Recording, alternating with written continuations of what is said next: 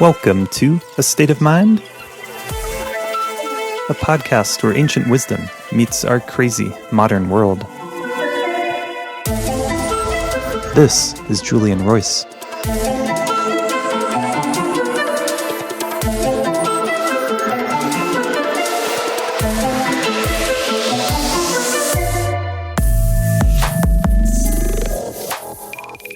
And I hope everyone out there is doing okay and taking care of yourselves. Our very challenging times have gotten even more challenging.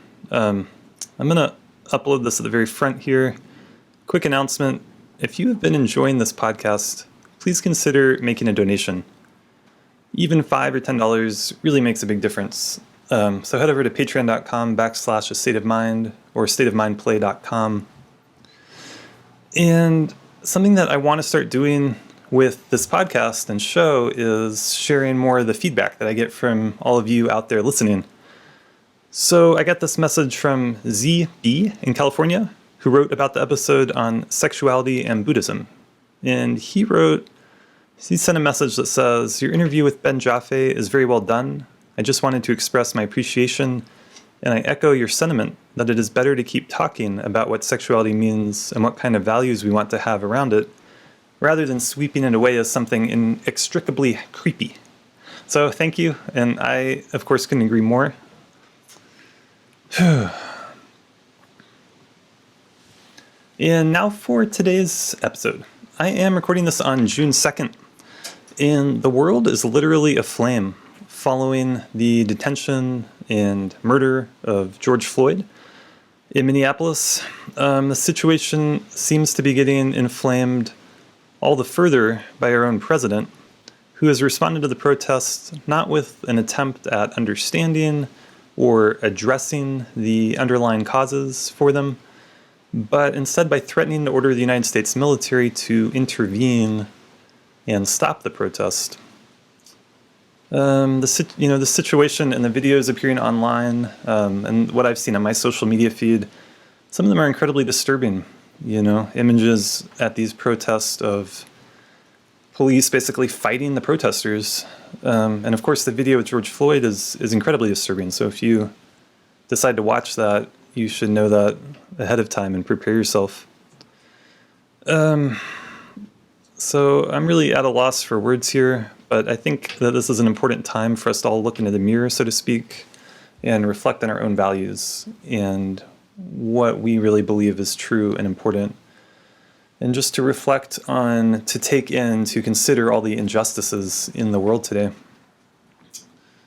And when I do this, I think that this podcast is one small way that I can do something to communicate a positive message and to try to help.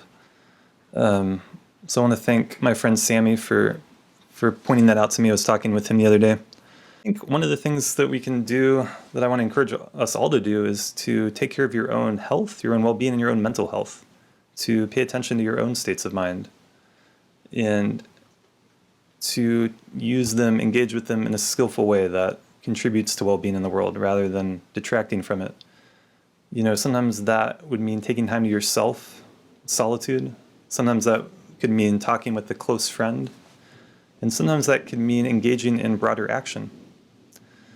And personally, I'm thankful that I've had the privilege to take time for solitude, for friendships, and also for taking part in the bigger actions that are happening.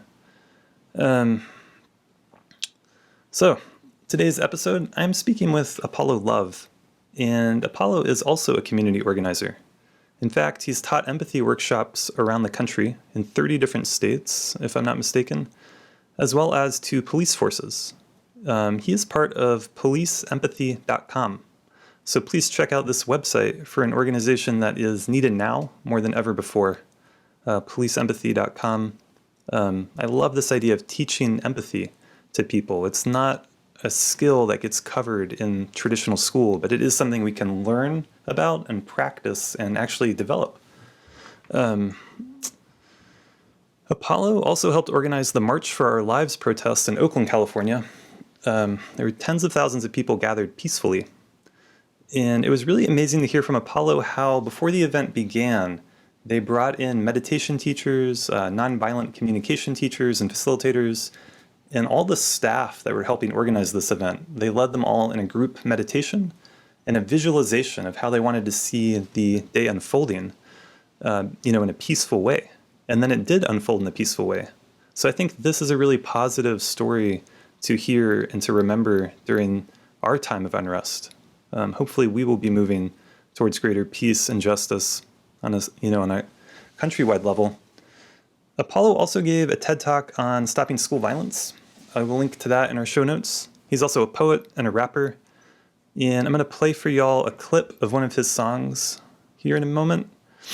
Another thing to note about Apollo is his work creating community events. He created ongoing events like cuddle and dance gatherings, as well as doing workshops.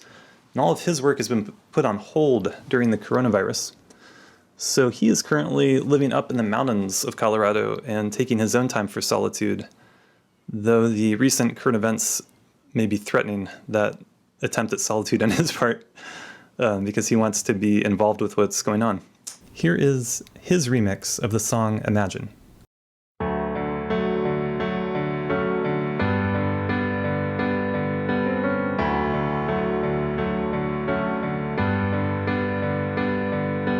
Imagine if we all had a vision of unity. Who would be truly free? You and me, community. Imagine if this pain that I'm feeling inside went away. Unconditional love is something you felt every day. Imagine if we didn't hate us. Imagine if we didn't believe these papers are the things that are gonna save us. Imagine if money didn't control all of our lives. Imagine if all these politicians opened their eyes and realized that boundaries are things that are invisible. Things we made up, but humanity's indivisible. United we stand, divided we fall. Fighting for land that doesn't even belong to anyone. It's everyone's, it's time we evolve. Some things are only solved by looking inside our hearts. Imagine our beliefs were man-made, while some use it just to separate and spread the hate on the landscape. Imagine if we didn't kill each other over God and realize that all of us are made out of stars. I'm saying, imagine all the people living life in peace. You may say that I'm a dreamer, but I'm not the only one. I hope someday you will join us. You'll join us, so the world can live as one. As one, yeah. And without further ado, I bring you Apollo, Love.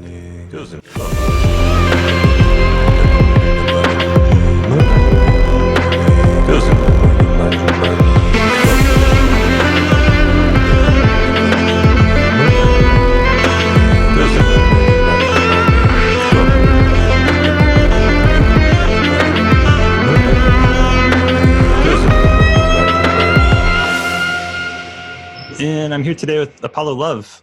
Apollo, thanks for being on the podcast. Thank you. Thank you so much for having me. Yeah. And I know you from different events around this area, around Boulder and Denver. How would you kind of talk about yourself and what you've been up to? Well, I moved to Colorado a couple of years ago without knowing anybody. And it's been an amazing ride ever since I got here.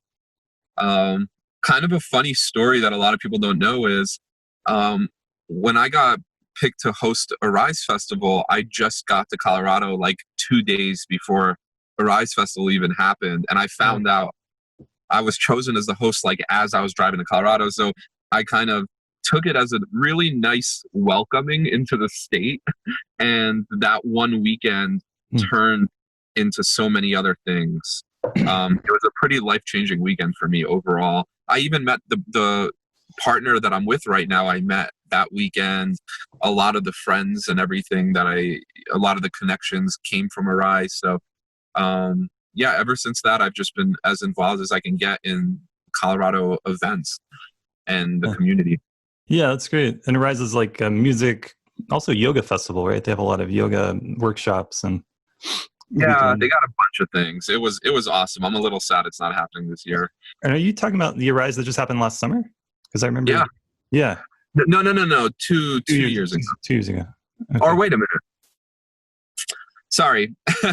I moved here 2 years ago for a short while, then left, and then on my way, like when it was official, I wasn't sure if I was going to stay in Colorado. I kind of was like checking it out. When I officially moved here, it was, yeah, the last to rise.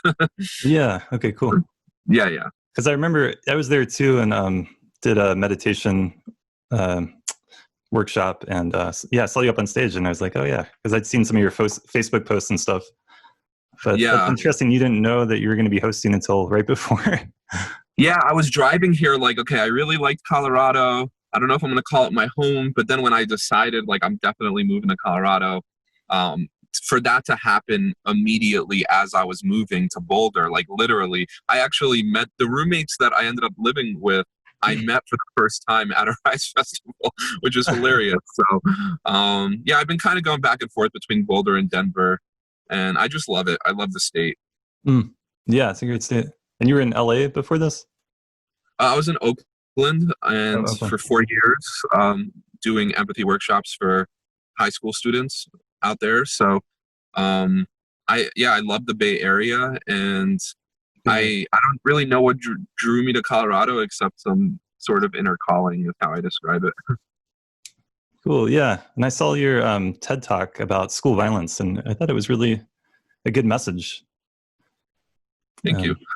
And I could see you trying to speak to a wider audience, not make it about the right to own a gun or not, getting beyond some of that black and white issues. Yeah, that was really the challenge is the very last TED Talk that I did was in Florida, and it was a part of the state that was very like pro-gun. So, I even had people come up to me afterwards. Like one woman was like, when you first started your talk, I was kind of like, oh God, like another gun reform, like like she put me in that box. And then because I actually personally don't mind the Second Amendment. I have my personal views around, empathy training and emotional intelligence training and gun reform and all that. But I felt like the bigger point was being missed. And then as the talk went on, she started to like open her mind to, that middle ground perspective. And I'm starting to realize how important all of us finding that middle ground is, because I don't know, these last few years have been very extreme. Like I've never seen so much polarization in my entire life. Yeah, absolutely. I think that's such an important thing to be able to speak to people, find ways to communicate that really engage the whole person. And part of my background is with integral theory, and this idea that everyone has their own perspective and there's some truth in their perspective.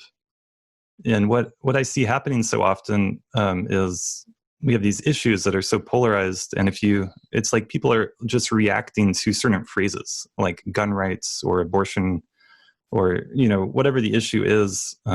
So finding ways to appreciate where they're at and engage them so that they can actually think about it in a new way, rather than just having their old, already like pre-programmed responses come online. And also appreciate, like, you could have the right to own a gun, and we could have lots of reform around what that can mean, like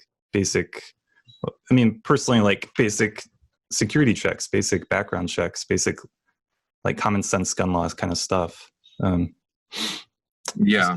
Try to move the conversation forward, but I don't really want to get down that route too much.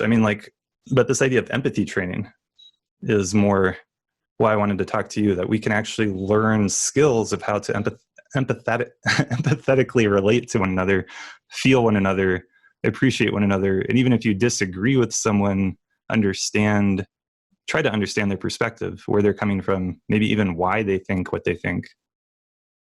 Yeah. That ideally that's the goal. I noticed that there is this whole concept that I talk about with like gardening, right? Like when you take a seed and you plant it in the wrong environment and it doesn't grow, it's not the seed's fault. You don't blame the seed. You change the environment. You don't change the seed. It's like that seed isn't meant to grow in that environment. So I think context is really important. So, is there, when people say there's like a time and place for everything, I believe in that. Like, you know, in our community, when we talk about, you know, for example, I used to put on events up until this whole coronavirus thing happened. Mm. And I actually don't do anything at the events as far as the magic that's created. All I do is create the container, right? Like, I create the context of the container, and then when people show up to a container, they seem to sync up, right? Like, they're there with a similar intention. So if you're saying two opposing sides, if the container is, we're gonna argue and yell at each other on social media, which is fine, which is like I actually don't mind it. I think having empathy for people's anger is important too, or having empathy for people's expression. Like, this whole thing about shaming expressions of anger or fear, or like, I think all of it needs to be transparent, and we need to look at it versus a container of, okay, me and you are going to have a clearing, right? And we have a mediator that's going to sit with us. Now, that container, we're showing up with the intention of hearing each other out. We're showing up with that, right? So we're showing up already open. So I think context really matters when it comes to empathy. Mm. Yeah. That's a good point. Yeah, I've done some different like group facilitation trainings, and this idea of setting context, like why are we here and what are we doing, and kind of having this broader purpose that we agree on, kind of setting the stage. And if that context that is set, if that point is to actually feel one another, to get to know one another on a deeper level, rather than to prove a point or like win a debate or something, like that's a very different context. Right. And I think they're both important. I mean, I used to be of the mindset that we all can find peaceful ways of reaching agreements and all that. And then the longer that I've done this work, the more that I'm realizing that that's not a, if everybody agrees, you're living in a dictatorship. You know where in the world people agree, where everybody agrees? Places like North Korea, right? You're not allowed to have debates. You have to all agree with what the government's telling you. So to me, it's like a sign of freedom is that we have different perspectives. Where empathy comes in is like, for example, when I did my workshops, I went to places. I mean, I've been to 49 states in America. Alaska is the only place I haven't been to yet. And I would go to places where I would have to drive hours into the woods to get to the school that I was leading my workshop in. And it was like, for example, the entire town is completely white, and they're all like hunters and fishers. And when I look around, I mean, when I look at these teenagers and, you know, they're wearing their MAGA hats, and, you know, it's hard for me to go into a place where I disagree with everybody, but I'm there to teach about empathy. So how do I find this balance between my personal, you know, like, for example, like on social media, I can personally vent, but when you're a space holder, you have to kind of, or if you're in a position of power, you know, like a police officer or a CEO or a politician, when you're in a position of power, you have to learn how to kind of separate the two and be able to hold space and all that. So, but when I went to that town, I looked around and I go, wow, if I was born and raised in this town, I would be exactly like these people. If my only if my only experience of a person of color is what I see on television, and I don't have any context about like the totality of it, then it makes sense that these teenagers that grew up in this small town in the middle of nowhere grow up to become the adults that, you know, whoever they end up growing up to become, that maybe I as an adult disagree. But that's the interesting thing is when you take two opposing sides, if you switch their lives, they would think like the person that they disagree with. The reason that that person thinks that way is because they had a certain life and certain influences that made them become those kind of adults. You know, so like I was born in Jerusalem in Israel, and I always think like, wow, if my parents didn't bring me to the States, like I grew up in Jersey and New York where I was exposed to a lot of different cultures. It's like a melting pot. But if I didn't grow up here, there's no way I would be who I am today. I would be a completely different person based on a choice that I didn't even make, based on a choice that my parents made for me as a child, and based on the influences I had growing up, that once again I didn't even have a say in. So in a way, like, we're all products of our environment and conditioning. I'm not saying like genetics and all that has no role, or free will and all that, and personal, all that has zero role. But I'm saying that I think our environment influences, molds, and impacts us more than we realize. Absolutely. So as an adult, one of the most important things you can do is control your environment. Choose your environment, choose your influence.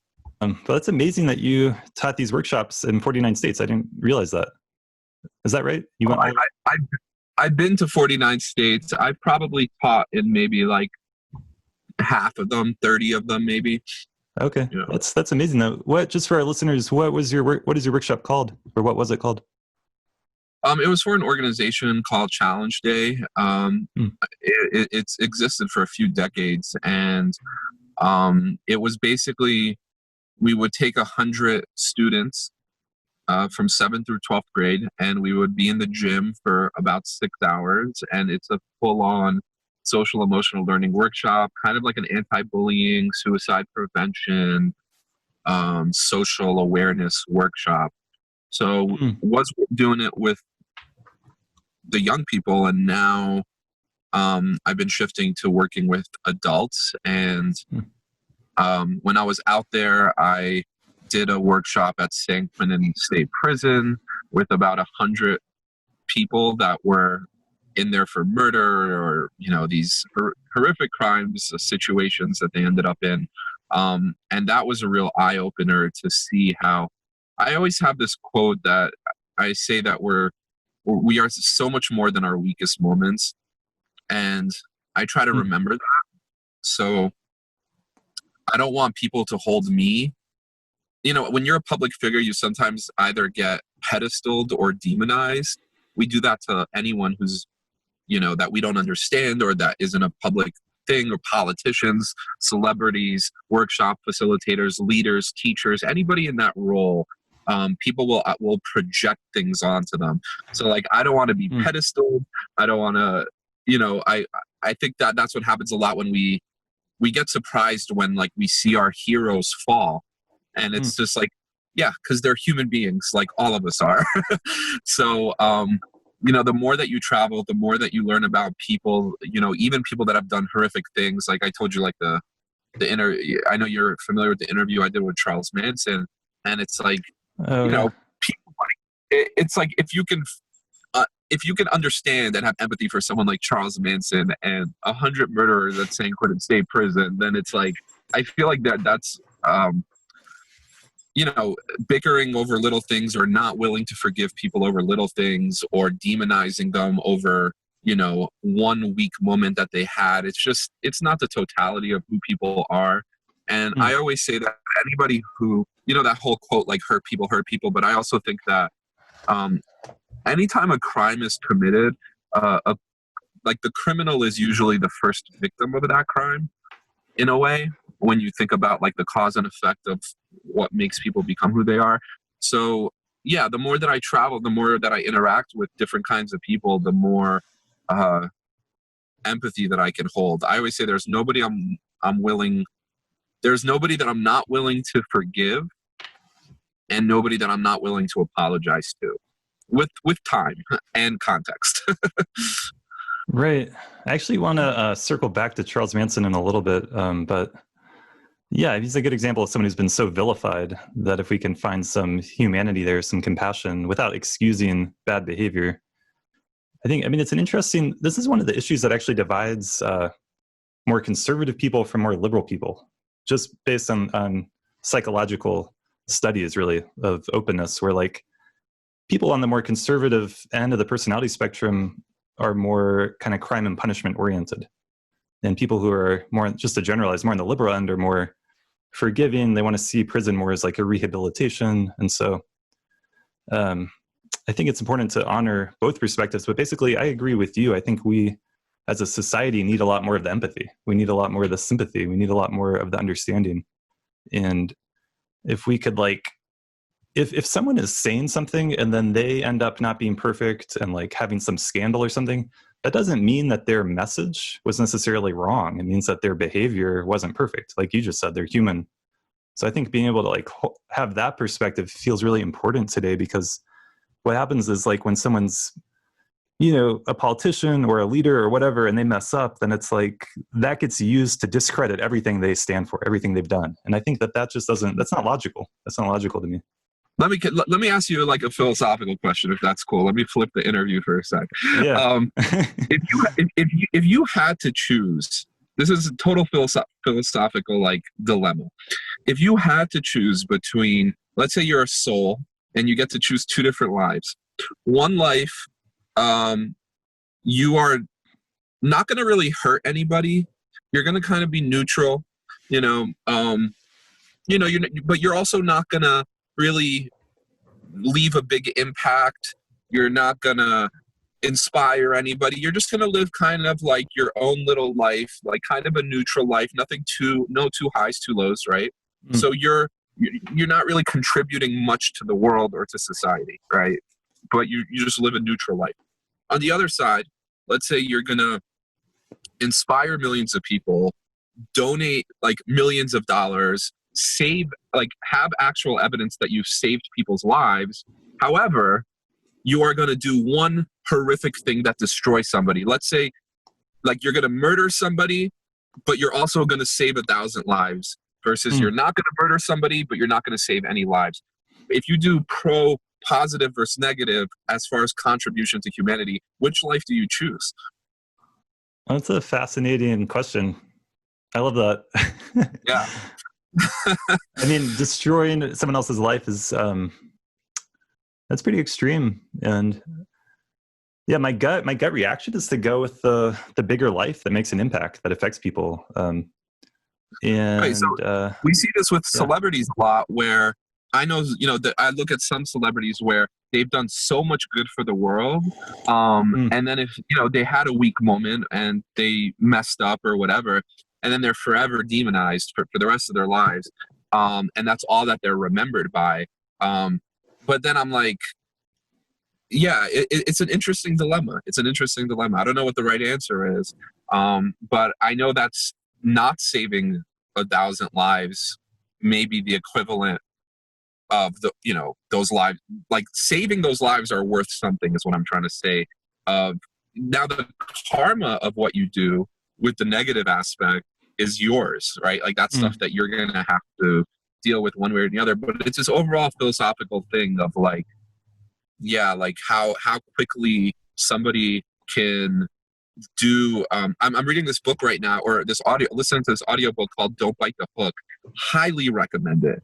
Highly recommended, especially for people that are impulsive. Don't bite the hook.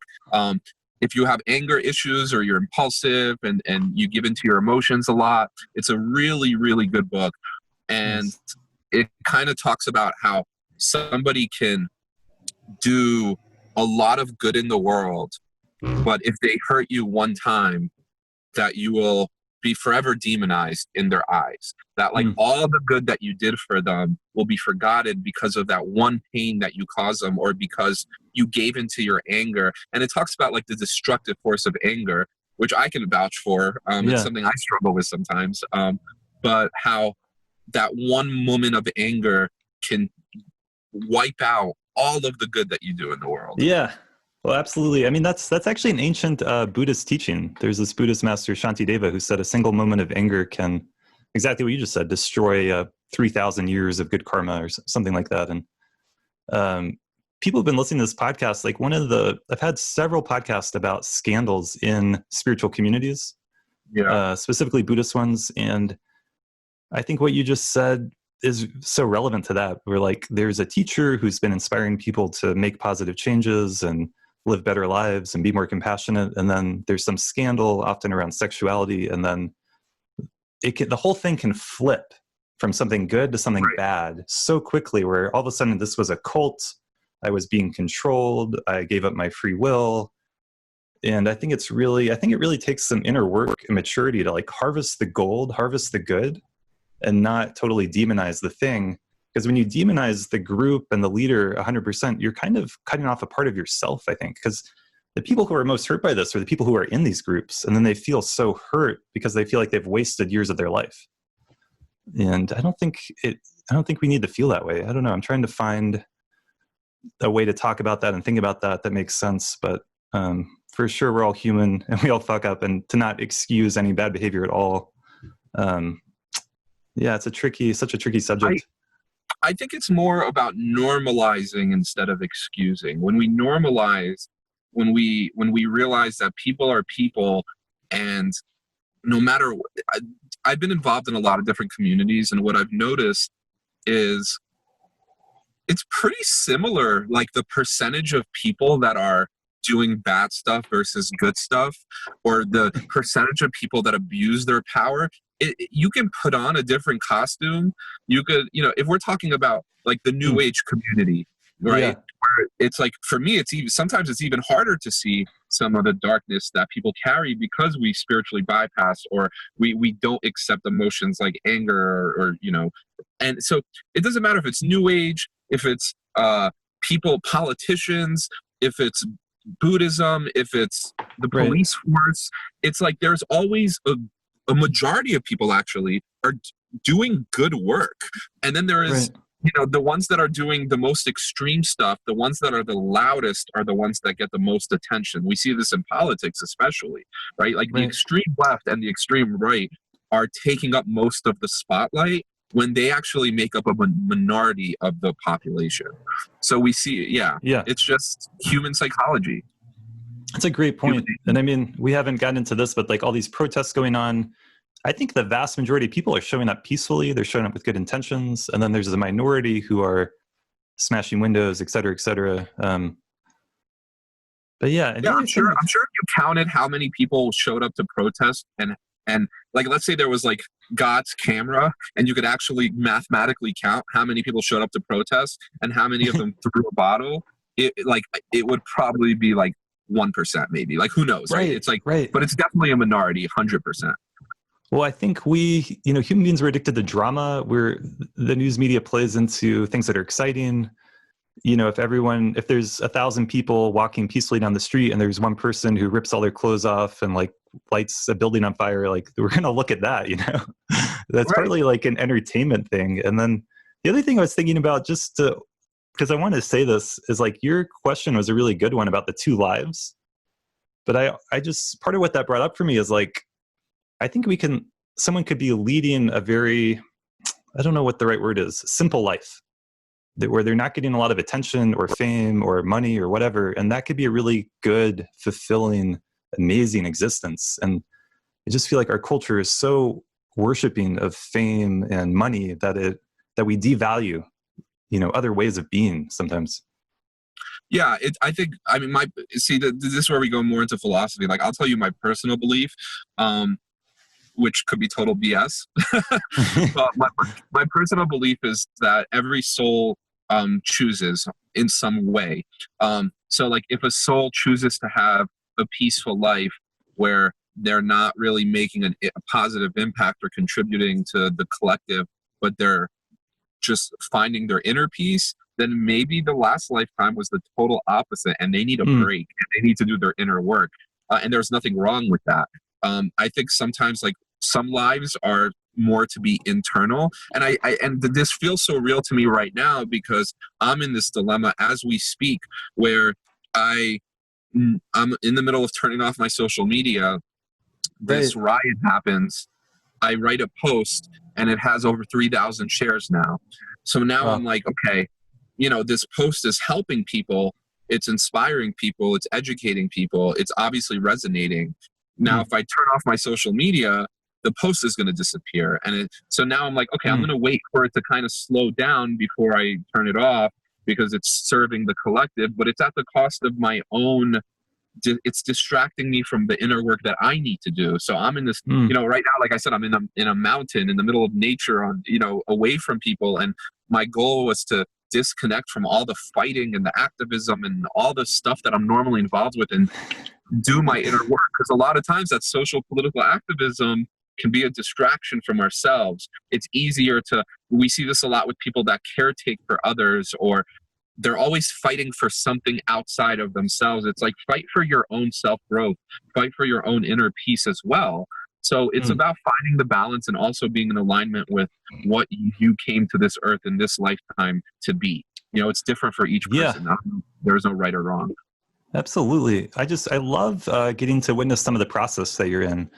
And I remember one of the impetuses for me to reach out to you is you posted, you're like, I'm going to be deleting or signing off of Facebook for a while, social media for a while. And then a few days later, the whole world goes on fire and everything explodes. And I mean, it's just, of all the times to try to get off and away from the news, this has got to be the most challenging time. I mean, I'm going to sleep at night reading the news. I'm waking up in the morning looking at the news. I'm talking to people. I'm going down to the protests later tonight. So I totally appreciate where you're at, and you have been very active, and now you're wanting to maybe do more internal work. And I'm a little bit in the opposite space where I've been in this like meditative, more Buddhist, more therapeutic world, and like wanting to understand what I can contribute to the collective in a positive way. But yeah, that's just, I mean, it's so part of the world we're in is it's so hard to stop. It's so hard to turn it off. It's so hard to step away. It's so fast paced. Things change so fast. And I mean, if you turn it off for a month or for a year, like the world would go on, you know, but it doesn't feel like that in our system. It feels like, I'm going to miss out. I'm going to miss my life. I'm gonna tell you a super like humbling experience that I had is when I did this reality show, the Glass House thing on ABC. You know, we were cut off from the outside world for months, Oh, wow. and like I didn't know who won the championship. I didn't know any big news. I didn't know anything. And I remember when I got out, I was like, oh my God, what did I miss? Like, what are all the things like, and then I was just like, oh, like the world just moves on without you. Like nobody cares. It just, things move on, you know? So that was a pretty like interesting experience. I heard this story of, that they were filming Big Brother in I think Germany or UK or something. I forgot what country. It's somewhere in Europe. And, none of the cast knew that the coronavirus like lockdown global thing was happening. They're just Wow. sitting there, they're hanging out, they're having a great time while the whole world is like changing. So when they got out, Oh, it was no. like whoa, sorry. Um, it was like a big thing that they were like, whoa, like, you know, the world is way different than they went in. And I'm sure the same happens for, you know, there are islands that, Mm. you know, that people have never, it's just like a tribe lives there, or there are people that just live in the woods without technology, and then when they emerge they learn that the world's changed so much. But it's just fascinating, you know. Yeah, it's so fascinating. I think the world is changing so much, and in some ways it's not. You know, in some ways we have the same old human dramas playing out, but Yeah. um, yeah. Well, it's definitely true with people who go on meditation retreats too. You know, you kind of cut off and then you emerge again. And I've had some fascinating conversations with people, and I shared about this on the podcast in the past a bit. Like, they've gone on like a 3-year retreat, like a very serious meditation retreat, and they're pretty much cut off from the outside world. And then they came out and like the iPhone has been invented, and they feel totally kind of like they've got to catch up now. And then this experience of like having done this really challenging, difficult inner work, but then encountering people who might not appreciate that, you know, like it's hard to translate that sometimes, I think, for people. And Yeah. Yeah, it's a yeah. constant battle. It's a battle. It's a battle sometimes. Like I'm very opinionated. I'm very outspoken. It often Mm. gets me in trouble. I sometimes say things I regret. But like, you know, sometimes I'm like, what is this all for? Like maybe like I said, like maybe I'm distracting myself and I just need to be quiet and listen to my inner work. But then like when I do that long enough, I then get to the point of feeling like I'm like kind of giving into my privilege of like, oh, I Mm. get to do this, but this isn't the reality for billions of people. Like Right. billions of people are in poverty, and you know, they don't have money and food and water and all this stuff. And I need to do something, right? Like I need to use my voice. I need to speak out. I need to fight against oppression. I need to like, you know, because for me, I'm like this peace that I'm seeking in solitude exists.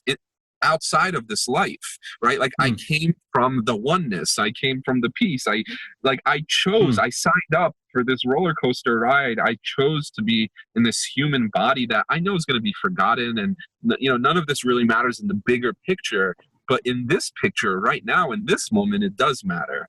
So for me, like, honoring humanity is a spiritual path.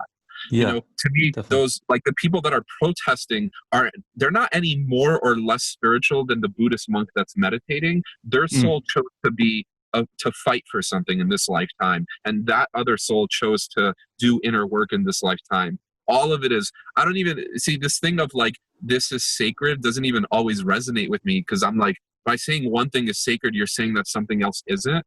Right. When it's like, Yeah, exactly. everything is sacred, every person, every journey, every expression of the oneness is still part of the oneness.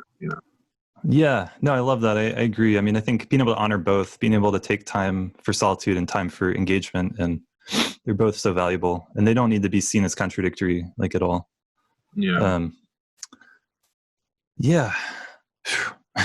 I mean, Gandhi and Martin Luther King were political activists, even though they're quoted more as like spiritual activists, right? Like, especially like with Gandhi, and like that connection is like, it's like, no, he was a political activist too. People forget Yeah. that. He actually, I forgot the quote. I don't want to misquote it, but I'm sure if you look it up, there's some quote around him saying that, I don't know if you, I'm going to sound foolish, but whatever. This quote around like, politics is a spiritual act. I forgot who said it, but I think it was Gandhi or MLK. But that, I found that really interesting. Yeah. Yeah, I'm a part of this meditation group that's meeting tonight, and I messaged everyone this morning. I was like, let's go down to Denver. Let's go down to the Capitol. Let's go down to where the protests are happening and do our meditation there and walk around and be a force for peace. And I'm excited. I think that's going to happen. So that'll be one small thing of where normally we're kind of separating ourselves from the world, like actually going into the chaos a little bit. So I have a little bit of a different perspective than what I hear a lot of people saying about these protests. I'm in favor of them. I think they're a good thing.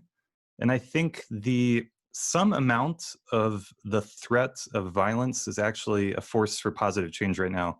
And if these protests were 100% peaceful, no one would be, not no one, but we wouldn't be talking about it. People wouldn't be paying attention. So I don't want anyone to get hurt. I'm not saying that, but when I study how things have changed in societies, like the civil rights movement, like India with Gandhi, there was Gandhi and Martin Luther King who were representing a very peaceful, beautiful, nonviolent way for change to happen. And then there were people on the other side who were saying, if this peaceful way doesn't work, there is going to be violence. There is going to be an uprising. And in the case of Gandhi, the English government worked with him for the most part and was able to have a more peaceful transition for the most part. But if there had been no threat of the negative alternative, I don't think that would have happened. So that's part of what I remember from when I studied that more. Huh. That's a really good perspective.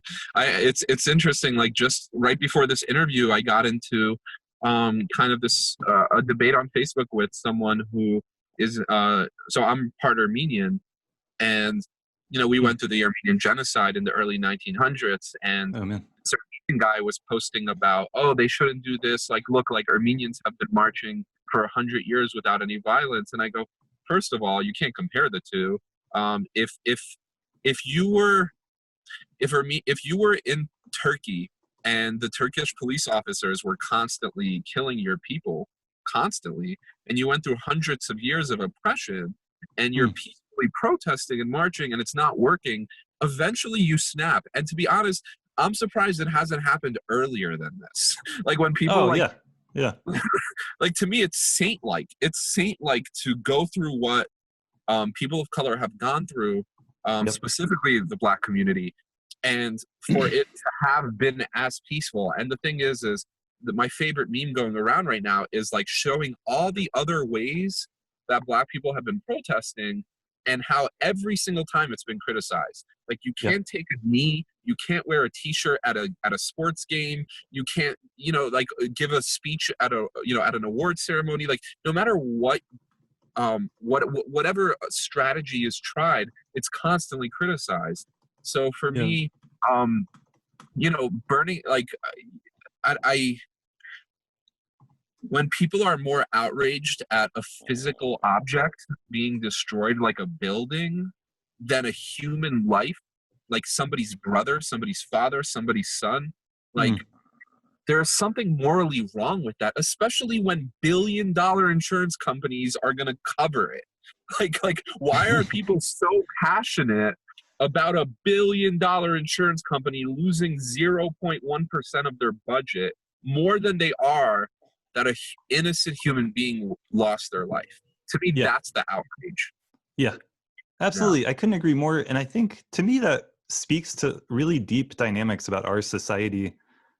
Like, I mean, for me, this individualism and this property ownership and capitalism, like it's almost like I would say it is our collective religion. We hold private property so sacred. So when that gets destroyed, we're so outraged. And I think it's terrible that people would value that over a life.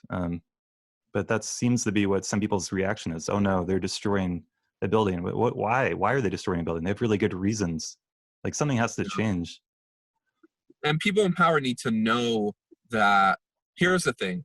If you just like lay down and just let other people, like, this is very tribal, right? Like, if you just let them take over, if you let them get away with stuff, then it gives them permission to keep doing what they're doing.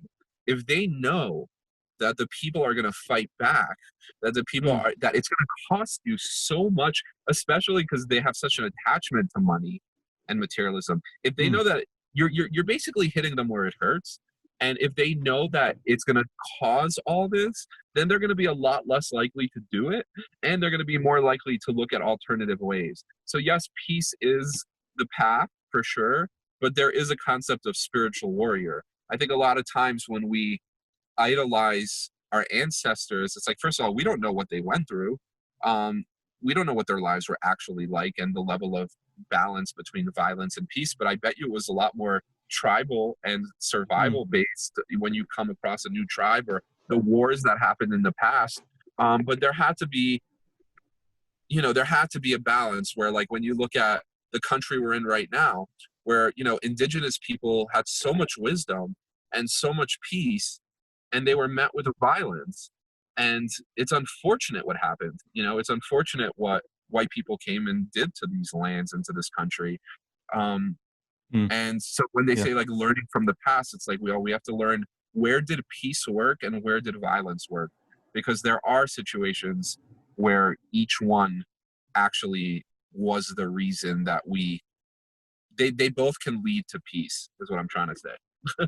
Like, yeah, there is a yeah, time for both. But one is aggressive and attacking, and the other one is defending and fighting for justice, right? Like, one's fighting for oppression, the other one is fighting against oppression. right. Yeah, it's tricky territory. Yeah. Um, yeah, I mean, the protests now have spread internationally, which I think is just amazing. And again, the vast majority have been peaceful. So And we don't it's even know who really, the agitators are. Have you heard of the theories of a lot of the agitators are I like under? have, and I think there's truth to them. I think that far right groups have gone in and started stuff. I think Antifa started stuff. I think, like, I've been in protests and I've seen the 10,000 people. Like, I was in San Francisco before the Iraq War started and participated in a protest. Thousands of people taking up the street, thousands of people being completely legal and peaceful. And then there was a small group that at the end started causing trouble and had the black masks on. And Yeah. but yeah, there's chaos. I saw, and I don't know if this is true or not, but I saw a photo of a man with a hammer and a gas mask, who it said instigated the looting in Minneapolis, and then another photo of that same man in a police uniform saying that he was a Minneapolis police officer. Now, is that So I true or is that an internet thing? I don't know, but yeah, I've seen it. I think I think that part was, I think that they actually identified who the other person was, and it is somebody who's different with a different name. But with that Okay. said, I do think that that guy with the mask was highly suspicious and highly suspect. How he just Hmm. showed up, ignored the other protesters, hit the glass and then started walking away and threatened the other protesters for following him. It's I wild. was part of organizing the Occupy March in Phoenix back when I was way more extreme than I am now. My views have changed around all that, but I Mm. was heavy in it, and I also organized the March for Our Lives event in Oakland.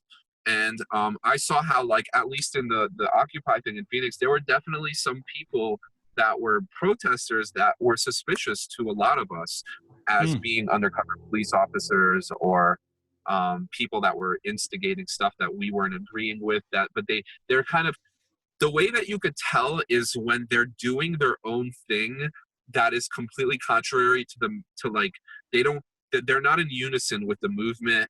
They're disrespect, like they're just kind of doing it and disappearing. I'm like, that's a little suspicious, like, you know. Yeah, no, I'm so glad you're bringing this up, because this was one of the things I wanted to talk to you about before all these protests started, was the explosion in conspiracy thinking. And part of my angle on that, and I've been really thinking about this a lot critically, is like, there's a reason why people believe in some of these conspiracy thinking, because sometimes there's elements of truth in them sometimes. And historically, we can prove that. COINTELPRO was a FBI program that sent FBI agents into the civil rights movement, into student activist movements in the 60s, and did exactly what you're describing. They would encourage people to set off a bomb. They would encourage people to do something illegal, and then blame then it gives the movement a bad name.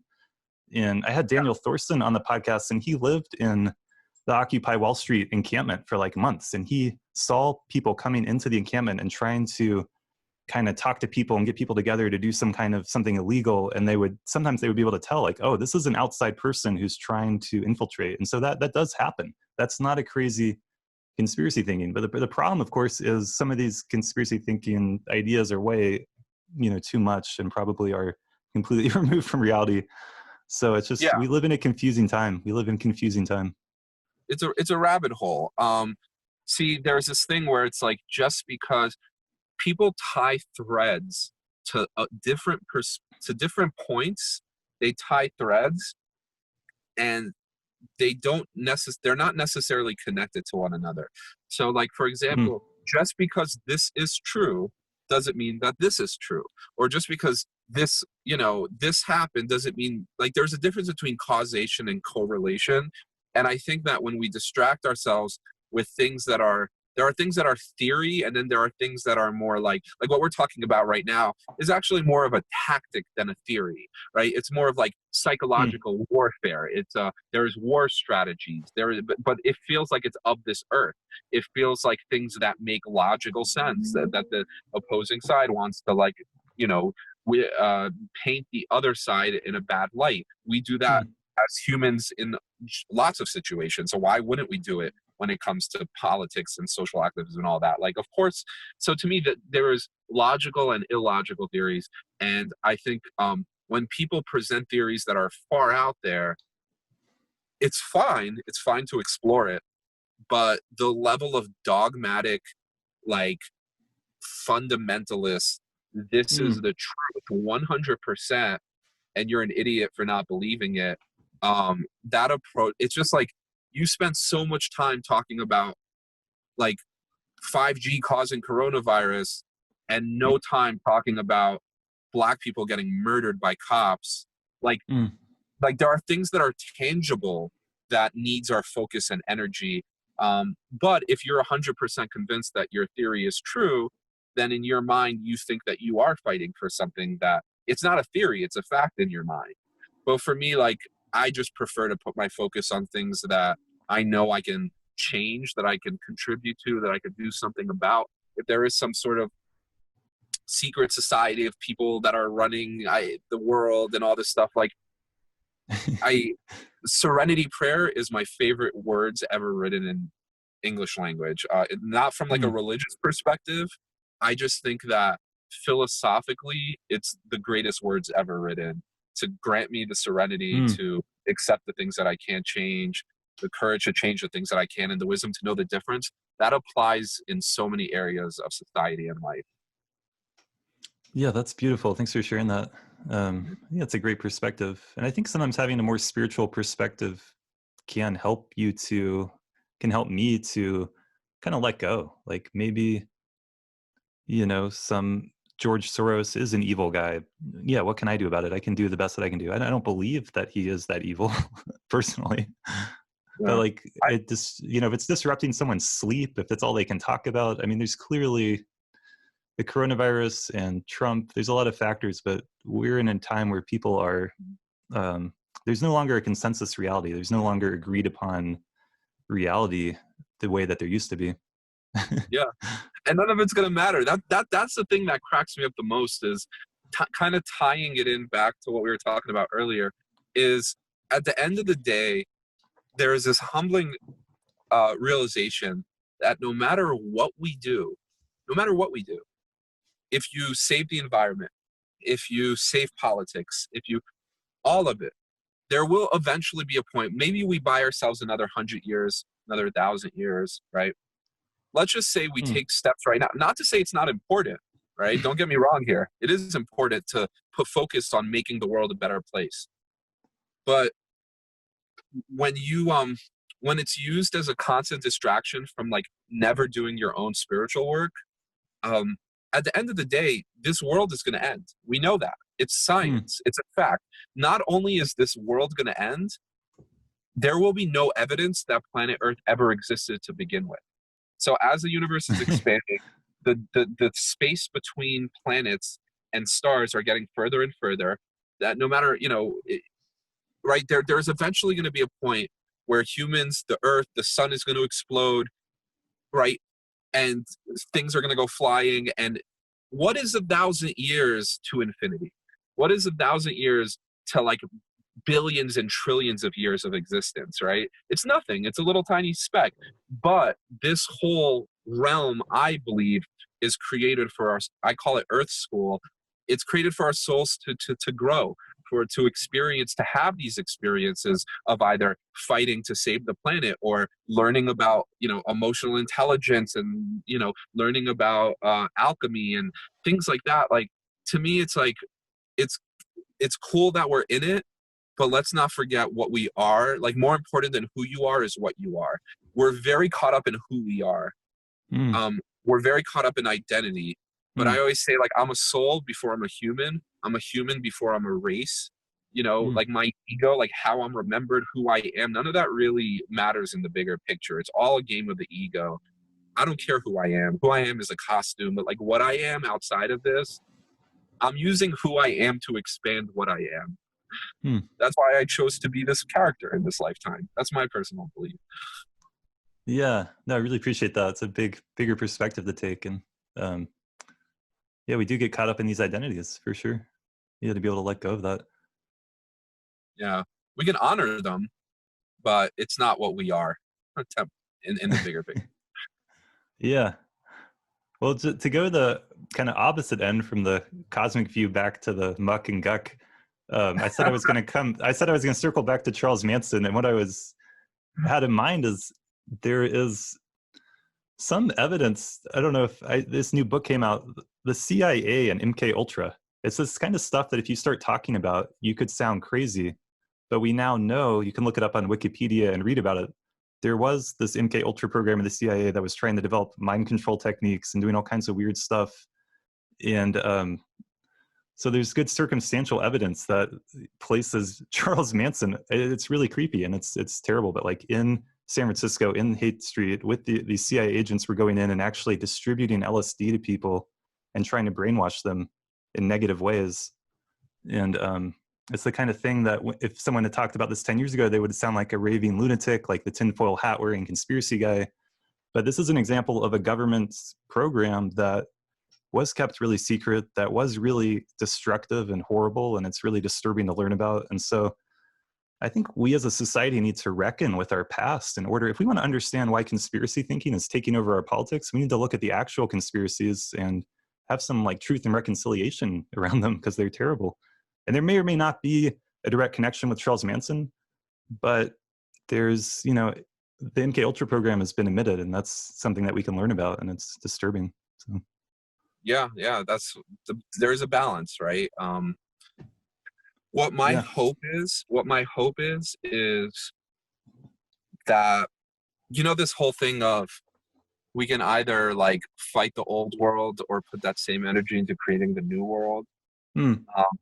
Right now, we're at a overlapping point in time where both things are happening. So, sometimes like anarchy, for example, like people just want like a lot of times people just want things to switch, like, okay, here we are. Or like a lot of these different structures. I have a personal thing where I think there's a hybrid of all these systems that I think would work best, but that's a whole nother conversation. Um, but in reality, things don't just turn overnight. They like the old world starts fading while the new world gets birthed. So Hmm. you kind of have to put a little bit of your effort into swinging your hammers at the Berlin Wall and put a little bit of effort into laying bricks down somewhere else to build bridges or to build homes, right? So it's like Hmm. you could do both. Right now we're at this transition point. So um, my ideal vision is the world starts becoming so conscious that the people in power, like we influence from the bottom up, like it just keeps, because those people, like if you're a 75-year-old billionaire who's in a position of power and you've had the same level of thinking your entire life, Hmm. I'm probably not going to change you. Realistically, I probably feel I kind of feel a little foolish for even putting energy into you. I'd rather be putting energy into the next generation. Yeah. That's the reason I started working with the youth. Um, Right. so yeah, we need to be aware of the past for sure, and also start thinking about how we're gonna teach the next generation a better way. Oh, yeah, it's a good point. There's a philosopher, Ken Wilber, he said progress precedes funeral by funeral. But he was talking about that same thing you just said. He's not being morbid. You can't change some people's thinking. So, Yeah, and my it's yeah. yeah. Well, to make it more personal, have you like lost friendships over some of the conspiracy thinking around coronavirus or Trump, or how do you Oh navigate that if someone has a very different viewpoint than you? yeah, for sure. So there's this interesting thing that's been happening during this whole thing. Um, Mental health has been super important. And I Hmm. always tell people, like, I just did a workshop, an anger workshop, a couple weeks ago for this like virtual event, and was just kind of giving people permission to forgive themselves and forgive others for the way that they're acting during this global collective trauma experience that we're having. Hmm. I know for sure, like, I'm embarrassed at some of the feelings I've given into. Um, but I kind of reached a point where, like, I lost all my businesses. Um, I was There is this level of unknown in the situation, and I think everybody is trying to grasp onto control. And I don't think people are afraid of pain as much as they're afraid of discomfort. That's the reason why people stay in painful situations or painful relationships, is because there's a level of comfort to it. I think discomfort is actually humanity's greatest fear. Discomfort of the Yeah. unknown, discomfort of not being in control.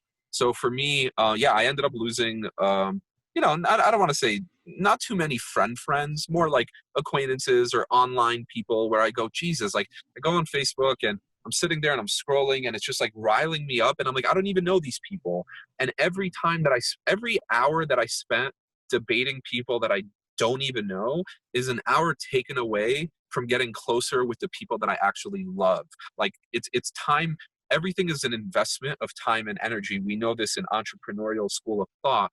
So for me, it's like, if you need to like unfriend people, it's not saying like, no, you know don't talk with people that disagree with you. It's not saying, to demonize people who disagree with you. I just think, like, right now, as we're going through all this, your mental health and emotional health should be your number one priority. Not debating with people online left and right. I do it. I get caught up in it. It's the reason I want to get off social media. I want to be clear, I am not above anything that I teach. I teach it because it's impacted my life, and sometimes I give in and sometimes I don't. And I know that when I make the proper investment of my time and energy, I end up in a more peaceful state within myself. So once again, Hmm. balancing, when do you put up a fight and when do you choose your inner peace? Yeah. For me, it's also a question of when do I confront or challenge versus when do I just understand and listen?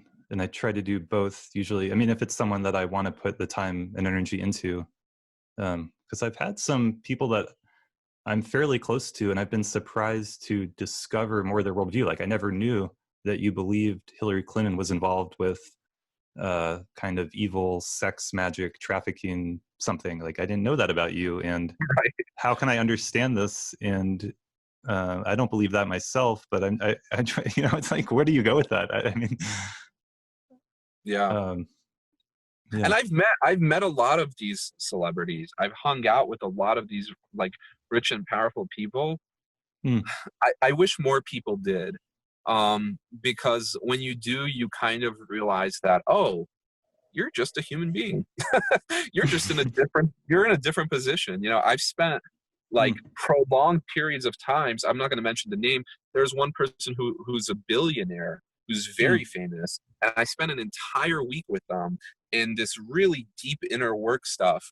And I didn't even know who they were until afterwards. And when I discovered who they were, yeah. I was like, holy crap, like that person has like daddy issues, and that person has unresolved childhood wounds just like I do. And like, it's just like, oh, they're just people, and they're just end up in Mm, a different position. And once again, if you were in their position, you might act the same way that they act, like, or maybe they just were never educated on this. It's just like mm. but once again, rich, powerful, Yeah. you we No, demonize. that actually felt really good for me to hear, just on a personal level. I felt my system like relax a little bit, and I breathed a little bit deeper. And I think that's such an important thing, and that you have that personal experience is valuable to share, because I mean, obviously part of what's happening is there's this huge separation between the rich and powerful and the rest of us, at least as we perceive it. But the reality probably is, yeah, they still have issues, they still suffer, they still have regrets. They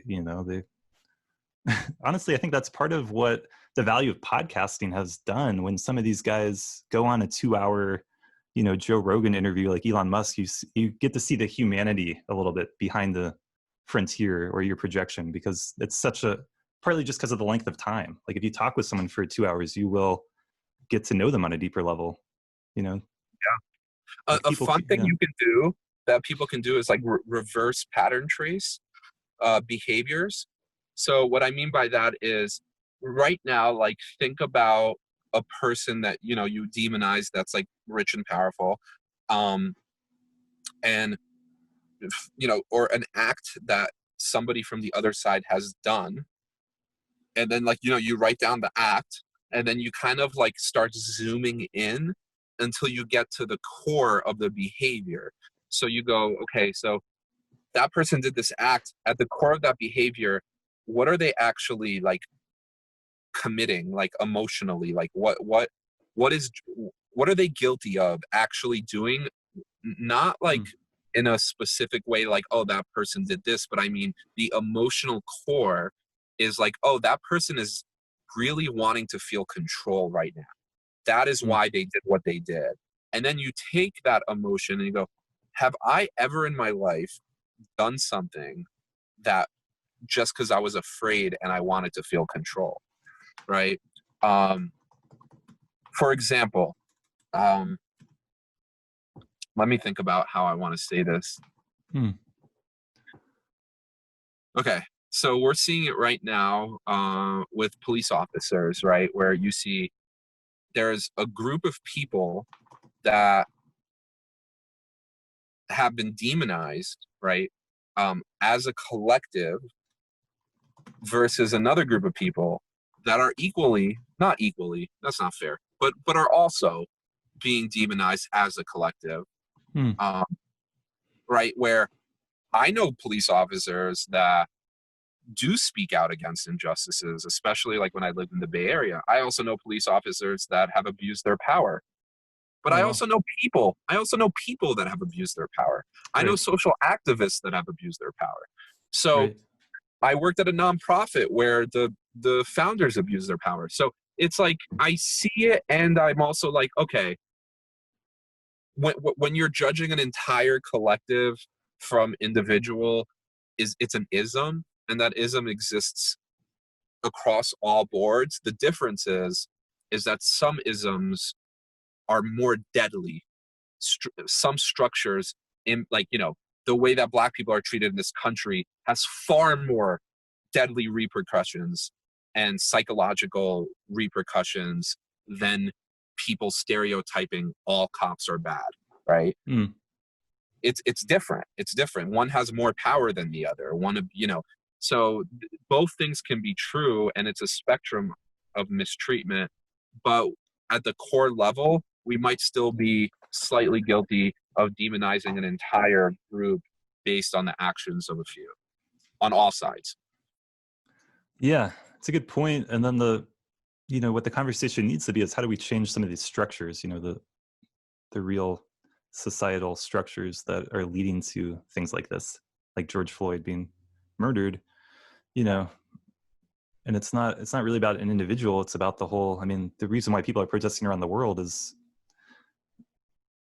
like just in that one example, like there were 2 or 3 other police officers there. Like it just shouldn't have happened. I think that's part of the outrage. Like there should be a baseline understanding of, it's just so obvious. Like, no, that's wrong. So even people on the right, like I haven't seen anyone defending that particular act because it's not defensible. So. Yeah, for me, solution oriented is I just started promoting. If you go to policeempathy.com, to me, like empathy training for police officers should be a requirement. I actually looked up like what are some of the training that police officers go through. There isn't emotional intelligence training. There isn't empathy training. There isn't social awareness training. Absolutely. Why isn't there? I've been fighting agree, for 1,000%. Yeah. Yeah, I've been fighting for students to get training, but I think like everybody needs it, but especially people that are in positions of power. Yeah, I'm a part of an organization called Be Mindful, and we've been trying to bring mindfulness training to police officers for years now, and it's all these like roadblocks and red tape. And then I actually did a podcast with a first responder.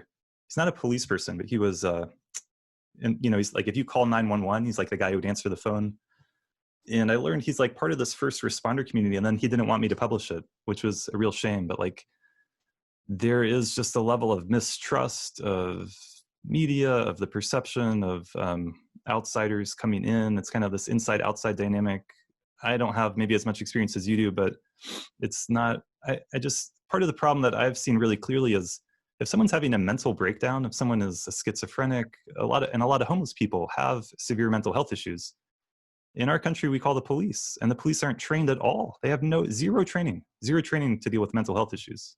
And so that's a part of the dynamic. It's not the whole thing, but for sure they need more training, and we need other ways to respond that don't involve someone whose first instinct is to pull out a gun. Yeah.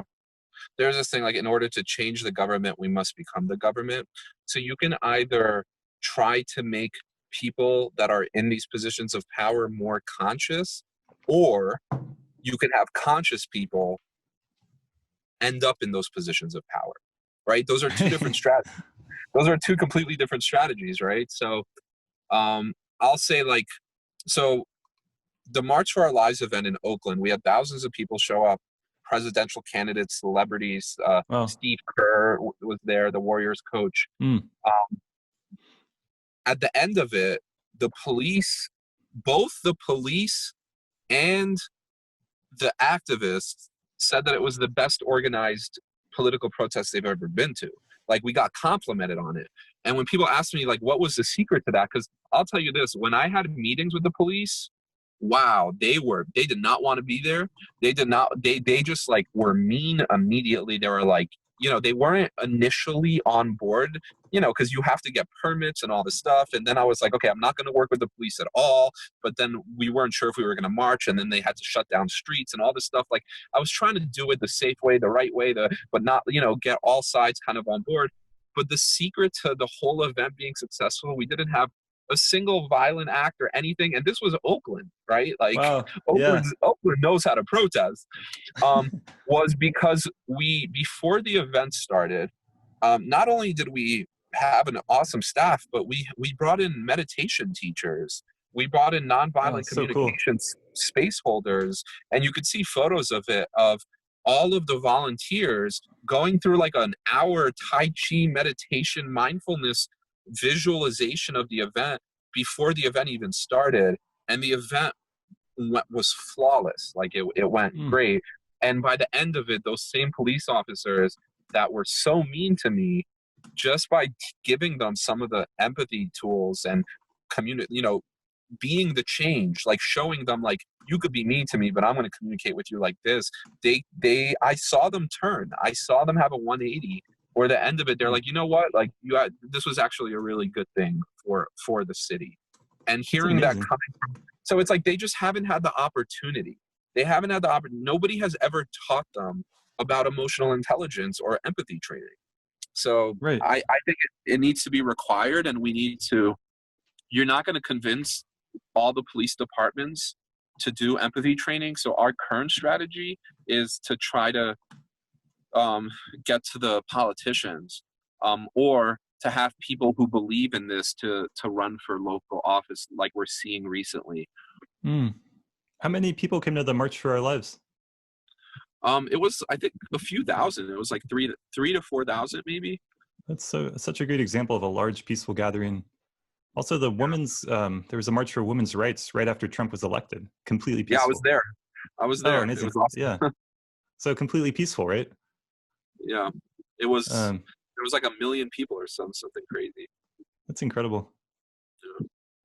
Yeah, I couldn't agree more. This empathy training and additional training for the police force, and like, it just seems so obvious. We need a major reform of our police forces to make them more community support. Like, it's something people we look to for safety and support, and have more of that perspective rather than this cops chasing robbers, trying to yeah, that's occasionally needed. But a lot of what police get called for is like a domestic violence dispute, or, it's like someone doesn't feel safe and they want to be reassured. And some of the more tragic cases I've read about has been like, there was a Black woman who called the police because she was fearing for her own safety, and she ended up getting shot by the police that she had called.